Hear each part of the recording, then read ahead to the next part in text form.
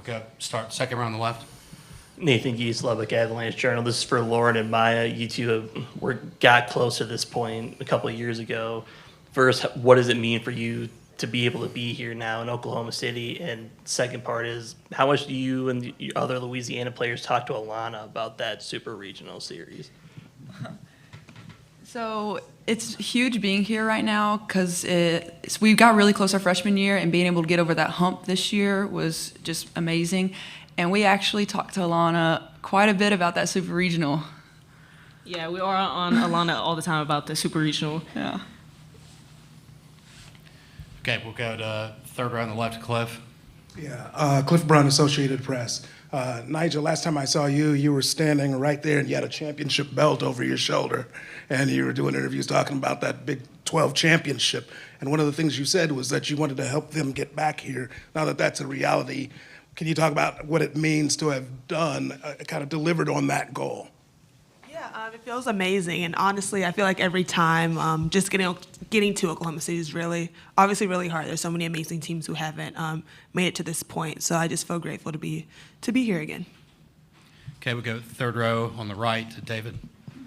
David Collier, ABC Lubbock. For all three of you ladies, what do you think playing here a few weeks ago and being so successful, how can you carry that over to this week and not maybe be as nervous with the stage that you're on now? All right, Lauren, we can start with you, then go down the line. So I think just remembering that the game is the same, you're here playing the same way, and just sticking to our game is the biggest thing. Obviously, the environment's going to be way bigger than we've ever experienced, but we have played on the field recently, so we know how it plays, and I think we're going to use that to our advantage. Yeah, kind of the same thing. I just feel like using the Big 12 tournament just as like a stepping stone, and just using what we learned there and applying it here. Yeah, just staying calm and play your game because it's still just the game of softball. Okay, we go front row left to Jenny. Jenny Carlson with the Oklahoman. When you started to build this roster, you went looking for hitters that could back up Nyjah. Talk about how they've evolved and why have they been able to be as good offensively as they have been? Maybe, I don't know, have they exceeded expectations for you even? Yeah. I think when we started building the roster, and once we got Nyjah, it was kind of there was two steps. First, attracting the players that I could look Nyjah in the eye and say, this roster can take us to the World Series with you in the circle. Because even I didn't want Nyjah to come to Texas Tech if I didn't believe she could go to the World Series with the team that we had. And I knew that she shouldn't come to Texas Tech. So the first step was, and she gave me about 30 days because she had a trip to Japan. So that was the first step, was just getting the players in place and getting the roster in place. And then once we did that, then Nyjah came on board. And then we were able to make a few moves after that, I think, if I remember right. But so then we began fall, and I think it was just a matter then of becoming mentally tough. It's not an accident that the team is here. They've worked really hard. And Nyjah's a great talent, a great player. But this team is more than just Nyjah Canaday. It's a great team. It's a product of a lot of hard work. A lot of kids have put in a lot of time. They worked hard in the mornings in the weight room. They worked hard in batting practice. They worked hard on their defense. They've honed their skills. They've really worked hard all year. And I think their hitting is just a matter of learn how to be mentally tough-minded when the moment comes and really bear down when the moment comes. Then they've learned to trust their training. They've learned to believe in each other, to play for each other. That's been, I think, one of the biggest keys. We started that the first couple of weeks of the season. Everybody's trying to play for themselves. Everybody's trying to accomplish things themselves. And if you look back the first 2 weeks, I think we were batting like 150. And finally it dawned on me what was happening. Everybody was trying to do it they're trying to do it themselves for the team. And I said, start trying to make each other better. Don't worry about what you're doing. Don't worry if you're 0 for 3 or 3 for 3. Make sure the other 8 kids are focused on their attitude and how you can make them feel better and play better. if you worry about those 8, we'll play better as a team. And I think from that point on, that really when we hit our stride, and we've just gotten better and better at that. And you see that in our scoring. Our scoring average is just went up throughout the season. Our batting average has climbed throughout the season. Even as the opponents has gotten tougher, our performance has gotten tougher. And so that's kind of how we've arrived, I think, at where we're at. And a lot of it is emulating. You know, Nyjah, when she gets in the circle or when she steps on the diamond, she's a tough-minded competitor. She's a fierce competitor. And I think our whole team has emulated that. I think that they've learned how to compete and emulate that competitive mindset and become a bunch of tough-minded competitors. I'm really proud of our entire roster and our entire team. Okay, we'll go third row on the right to Justin. Justin McLeod, D1 softball. Lauren, for you, coming back from that injury last year, you had such a great freshman year. You get hurt last year. This year, you're coming back from injury. You're also in a new home and all those kinds of things. Can you just kind of chronicle what that journey was like for you coming back from that injury to have the year that you've had this year? So I would say it was hard because last year, the goal last year was to host a regional, and we got to do that.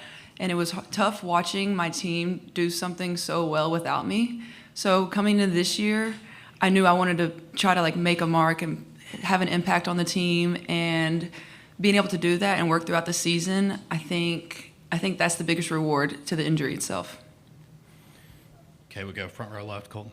Colton Sully, the Oklahoman. Jerry, I know you're focused on your players and Ole Miss, but I wanted to ask you about one of your former players, Sam Landry, and just her season and her journey to get to the World Series. Yeah, Sam's just a tremendous player, tremendous talent. She's also a tremendous person. On a personal level, she's a sweetheart. You know, to me and my wife, she means the world to us on a personal level. So I'm just thrilled to see her have the kind of year she had.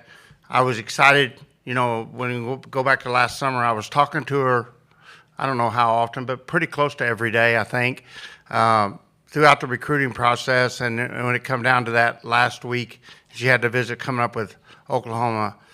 You know, I knew that if she had that opportunity to work with Coach Rocha and Coach Gasso and that coaching staff, that would give her the opportunity. And I remember telling her, like, if you go play for Coach Rocha, you'll have the rest of your lifetime look back. You know you had the chance to work with the top pitching coach in a game, and you'll know the results will indicate what you know your potential. And I encouraged her to go for that. And I thought it was, I just thought it was a really good way for Sam to end her college career if she chose to go that route. And I think we're seeing that right now. I think you're seeing a great athlete with a great coaching staff, and it's been her moment, you know, and she rose up and she just really performed at a high level. And it's exciting to see how she's handled the pressure throughout the season, and I see her growing. As I watch her on TV, I can see her growing in those pressure moments. Okay, we'll go third row on the right. James Creppy with the Oregonian. Jerry, I know you haven't played Oregon certainly in the last several years since Missy's taken over, but can you describe whatever relationship you may or may not have with her and with the program, as obviously they've remembered Jerry Ann in the last several years since.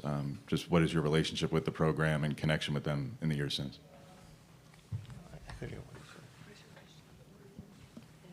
Oregon and Jerry Ann. You know, when Jerry Ann was at Oregon, my wife got to go to a lot of the games. I got to go to senior day. I got to go to the super regional. So I didn't get to go to the games on a regular basis like my wife did. When I got to go, it was so exciting and through the roof. You know, we were looking at pictures last night. Carol Brueggemann got to announce the regional, and she was showing us a picture of her sitting on the bench that they had in honor of Jerry Ann. And we were talking about, you know, we want to make a trip. I want to take my team out there, and I just want to sit on that bench for a few minutes. But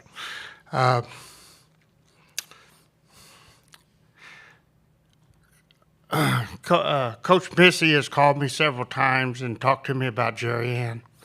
And, of course, the fan base at Oregon was extremely good, extremely loud. And it was really a special time in that era that she played there. getting to watch them. I got to watch them beat North Carolina State to go to the World Series, I believe, and I got to watch them get beat by UCLA when they were supposed to win and not go to the World Series, I think our senior year in 16. And those special moments, you know, for me as a father. And then senior day, I got to watch, I believe it was Utah, and I can remember the hits. I can remember where the hits went to on the park. I remember balls going off the left field wall. I can remember a single up the middle.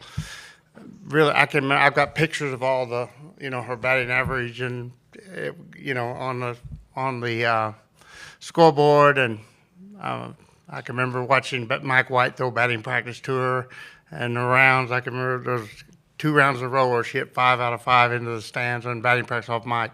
So all that stuff is great memories for me as a father.